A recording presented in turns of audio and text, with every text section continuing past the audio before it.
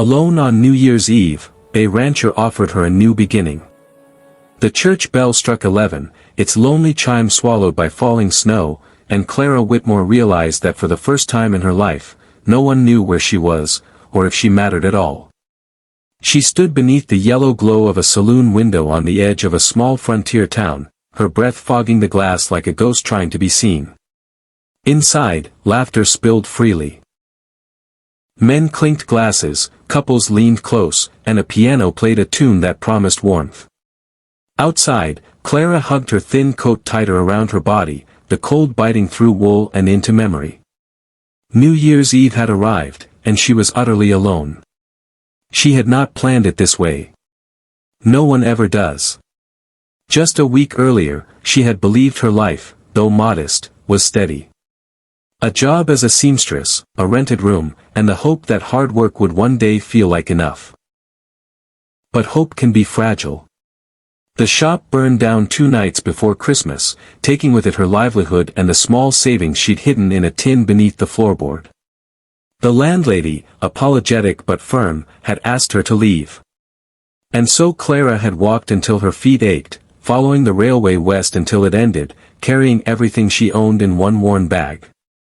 The bench outside the saloon creaked as she sat, brushing snow from the seat with numb fingers. Across the street, lanterns flickered in shop windows, each one a reminder of warmth she no longer belonged to. She wondered if the new year would notice her absence. Cold night to be sitting alone. The voice startled her. Clara looked up to see a man standing a few steps away. He was tall, broad-shouldered, wrapped in a heavy brown coat dusted with snow. A dark hat shadowed his face, but his eyes were kind, steady, the sort that had learned patience from wide skies and long days. "I'm fine," she said quickly, pride rising like a shield. "Just resting." He nodded, as if he understood the lie. "Name's Daniel Mercer," he said, extending a gloved hand. "I run a ranch about 10 miles south of here." She hesitated, then shook his hand. His grip was warm. "Clara." He gestured toward the bench. "Mind if I sit?" She shrugged. The bench seemed big enough for loneliness to share. They sat in silence for a moment, snow drifting between them. From inside the saloon came a cheer. Someone counting down already, too eager to leave the year behind. Daniel glanced at her worn shoes, the frayed hem of her coat. Not with judgment, but with recognition. "You got somewhere to be when that bell rings?" he asked gently. Clara swallowed. "I thought I did," she said. "Turns out, I was wrong." Something in her voice cracked, and she hated herself for it. She looked away, blinking fast. She had cried enough this year. Daniel leaned back, exhaling slowly. "Funny thing about new beginnings," he said. "They don't always start where we expect." She almost laughed at the simplicity of it. Almost. He stood and brushed snow from his coat. "Come on," he said. "At least let me buy you some coffee before midnight." No one should welcome a new year alone. Every instinct told her to refuse. To stay guarded. But something deeper, tired, hopeful, human, rose up and nodded. She followed him inside. The warmth hit her all at once. The smell of coffee, wood smoke, and spilt whiskey wrapped around her like a forgotten blanket. Daniel led her to a small table near the window and ordered 2 mugs. When they arrived, Clara cradled hers, letting the heat seep into her hands. They talked. About small things at first.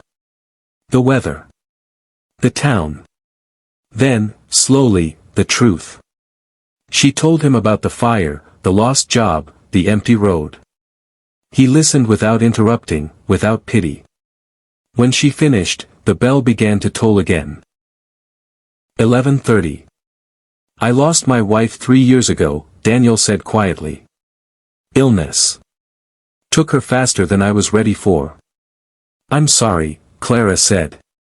"So was I," he replied. "Still am." Ranch has been quiet ever since. Too quiet. Outside, the countdown began. Voices rose, eager and bright. Daniel looked at her then, really looked. I could use help on the ranch, he said. Someone to manage the house. Sewing, cooking, keeping the place alive. It wouldn't be charity. I'd pay you fair. Clara stared at him, her heart pounding. You don't even know me. He smiled, just a little. I know what it looks like to stand alone on a cold night and pretend you're fine. The room erupted. 10. 9. 8. Her mind raced. She had been offered kindness before, thin, fleeting, conditional. This felt different. Risky. Real.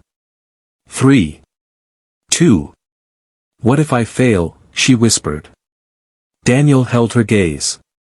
Then you won't fail alone. 1. The bell rang.